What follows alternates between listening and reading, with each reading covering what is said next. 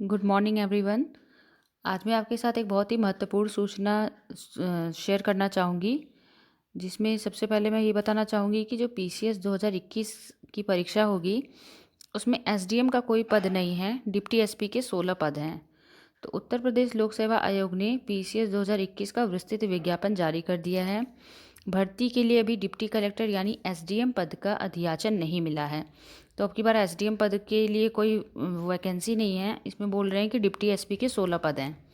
प्रारंभिक परीक्षा के परिणाम तक रिक्त मिलने पर वे पद भी जोड़ दिए जाएंगे। इसी के साथ शुक्रवार से ऑनलाइन आवेदन शुरू हो जाएंगे। कहने का तात्पर्य है कि 5 तारीख से फॉर्म फिल होने शुरू हो गए हैं और 2 मार्च को ऑनलाइन परीक्षा शुल्क जमा करने की अंतिम तारीख है। तो इसी के साथ शुक्रवार से ऑनलाइन आवेदन शुरू हो जाएंगे। सम्मिलित राज्य प्रवर अधीनस्थ सेवा यानी पीसीएस व सहायक वन सहायक संरक्षक एसीएफ आरएएफ के आवेदन लिए जा रहे हैं। इस भर्ती के तहत पीसीएस में 400 और एसीएफ आरएफओ के 16 पदों के लिए आवेदन लिए जा रहे हैं।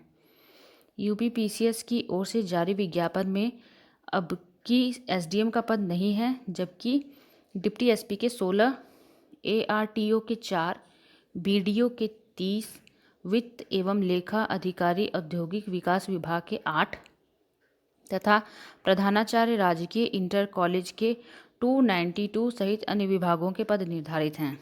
महिलाओं को आरक्षण देने का प्रकरण कोर्ट में लंबित है।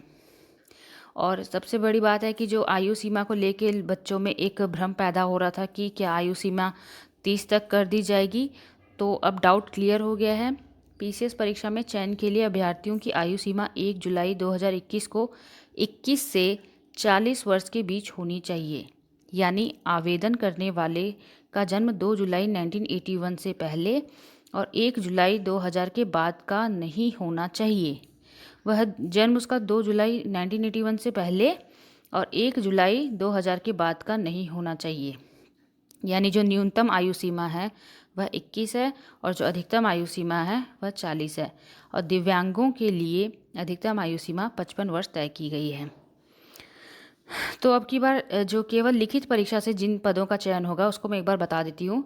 तो प्राविधिक सहायक रसायन पद पर केवल लिखित परीक्षा के आधार पर ही चयन किया जाएगा, जबकि अन्य पदों पर लिखित परीक्षा के साथ साक्षात्कार भी लिए जाएंगे। केवल जो प्राविधिक सहायक पद हैं उसके लिए केवल लिखित परीक्षा होगी, उस पर इंटरव्यू नहीं होगा। इसके अलावा जितने भी अन्य पद हैं उन पर लिखित परीक्षा के साथ साक्षात्कार भी होंगे। एसीएफ और आरएफओ प्री साथ में होंगे। एसीएफ आरएफओ यानी सहायक वन संरक्षक व क्षेत्रीय वन अधिकारी की प्रारंभिक परीक्षा एक साथ होगी।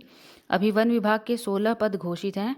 ये पद प्रारंभिक परीक्षा के परिणाम तक घट और बढ़ सकते हैं। जैसा कि आप लोगों को पता है कि जितनी वैकेंसी निकलती है और लास्ट टर्म फाइनल होने के टाइम तक इनकी जनरली जो वैकेंसीज होती हैं वो बढ़ ही जाती हैं।